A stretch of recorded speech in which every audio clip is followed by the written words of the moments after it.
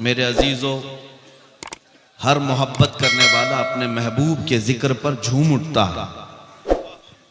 लिहाजा दुरूद मुबारका एक ऐसी इबादत है जिसके ज़रिए से आप नबी करीम सल्लल्लाहु अलैहि वसल्लम के बहुत करीब पहुंच जाते हैं। जब जिक्र आ जाए मेरे मुस्तफ़ा का, लबों को बंद न रखो, बेइख्तियार हुजूर पर दुरूद पढ़ लिया करो। महफिलों की चाशनी, महफिलों का इत्र भी यही है, हमारी रूह की ग़िज़ा भी यही है। नबी पाक सल्लल्लाहु तआला अलैहि वसल्लम की बारगाह में जिसका जितना क़ुर्ब होगा वो दुरूदों की बरकत से होगा।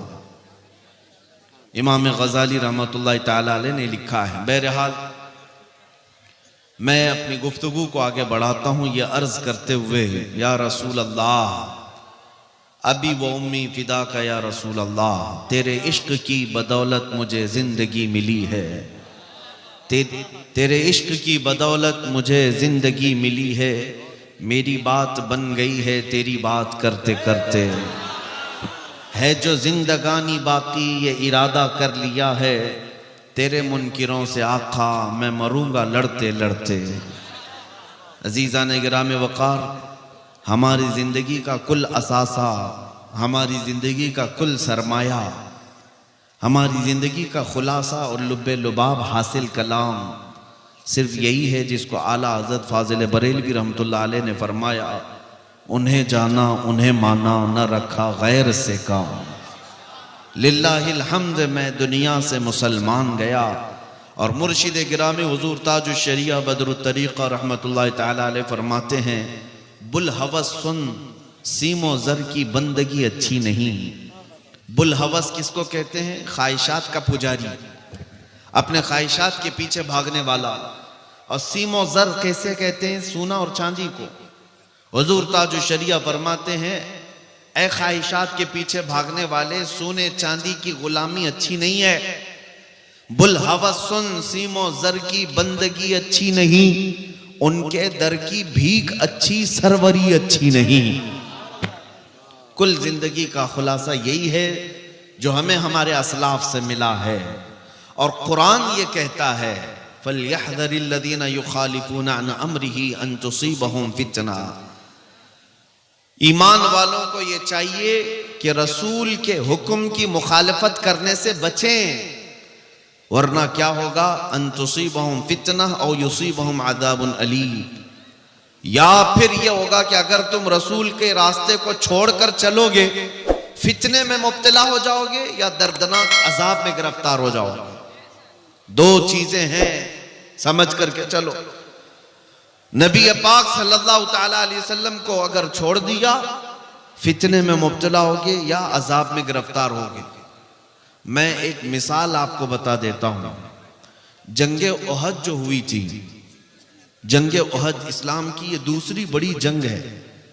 इसमें हुआ यह था कि नबी पाक सल्लल्लाहु अलैहि वसल्लम ने एक ऊंचे टीले पर 50 तीरंदाज सहाबा को खड़ा किया था और उनसे कहा था कि जब तक मैं ना कहूं इस पहाड़ से नीचे मत उतरना, क्योंकि वो लोकेशन ऐसा था कि कुफार और मुशरिकीन सामने आते तो ये 50 तीरंदाज सहाबा तीर मार देते, वो सामने आ ही नहीं पाते थे। तो हुजूर पाक सल्लल्लाहु अलैहि वसल्लम की ये हिकमत थी और उन 50 तीरंदाज सहाबा ने अच्छे अच्छे काफिरों को ऊपर से तीर मारा था।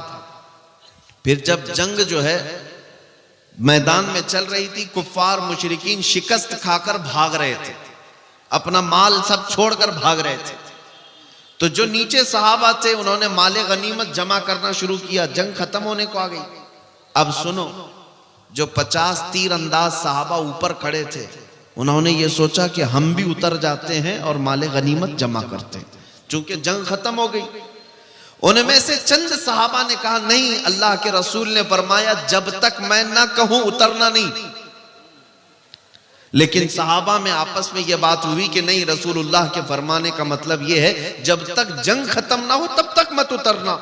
जंग खत्म हो गई, वो कुफार भाग रहे हैं, अब यहां हम खड़े होकर क्या करें? तो 40 के करीब सहाबा उतर गए, यानी कई सहाबा उतरे। अब वो जो मेन लोकेशन तक खाली हो गया तो कुफार और मुशरिकीन की तरफ से खालिद बिन वलीद उस वक्त आए थे, अभी वो ईमान लाए हुए नहीं थे। जब उन्होंने देखा कि ये ऊंचा टीला खाली हो गया है, 200 लश्करियों को पीछे से भगाते हुए लाए और जो ऊपर खड़े थे सहाबा, उन सबको शहीद किया। और वापस आकर के जो सहाबा माले गनीमत जमा कर रहे थे सब पर हमला किया, और जो भागे हुए काफिर थे वो भी पलट कर आ गए। दोनों के बीच में सहाबा पिस गए, 70 सहाबा की जानें गई उस जंग ओहद में। मैं ये बात क्यों अर्ज कर रहा हूं, सुनो। ये वही जंग है जिसमें हजरत अमीर हमजा का सीना चाक करके कलेजा निकाल कर चबाया गया है। ये वही जंग है जिसमें हजरत अब्दुल्ला बिन जहश के 80 टुकड़े कर दिए गए थे जिस्म के, और काफिरों ने हार बना करके पहन लिया था उनके टुकड़ों को काट करके। ये वही जंग है जिसमें हजरत अनस बिन नुज़ैर ऐसा पीस दिए गए थे कि एक उंगली के अलावा उनके जिस्म का कोई हिस्सा ही नहीं मिला। ये वही जंग है जिसमें हजरत साद इब्न रबी के जिस्म में 12 नेज़े लगे थे, पेट फट गया था। ये वही जंग है जिसमें खुद रसूलुल्लाह के 2 दांत मुबारक शहीद हुए। इतना बड़ा जो नुकसान हुआ, इतना बड़ा नुकसान हुआ, 70 सहाबा की जानें, बड़े बड़े सहाबा उसमें शहीद हुए। क्यों हुआ? मुफस्सिरीन फरमाते हैं सिर्फ इस बात की वजह से कि अल्लाह के रसूल ने फरमाया था जब तक मैं ना कहूं उतरना नहीं।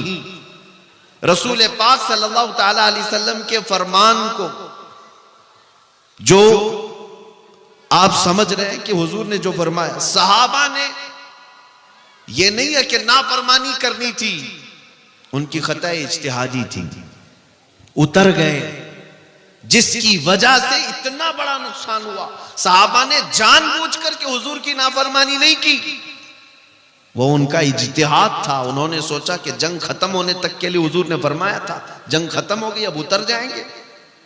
उसके बावजूद इतना बड़ा नुकसान। मुफस्सिरीन लिखते हैं इस आयत की तफसीर में, ऐ मुसलमानों, जो जानबूझकर रसूलुल्लाह को छोड़ चुका हो, जो आज जानते हुए नबी पाक के अहकाम की खिलाफ वर्जी करता हो, वो तो ओहद के मैदान में 70 शहीद हुए थे, आज 70 लाख भी मरे तो क्या फर्क पड़ता है? आज 70 लाख की भी जान जा सकती है। वजह यही है जिसको इकबाल ने 2 जुमलों में बयान कर दिया था। क्या है? उनके जो हम गुलाम थे खल्क के पेशवा रहे हैं। उनके जो हम गुलाम थे खल्क के पेशवा रहे, उनसे फिरे जहां फिरा, फिर आई कमी वकार में।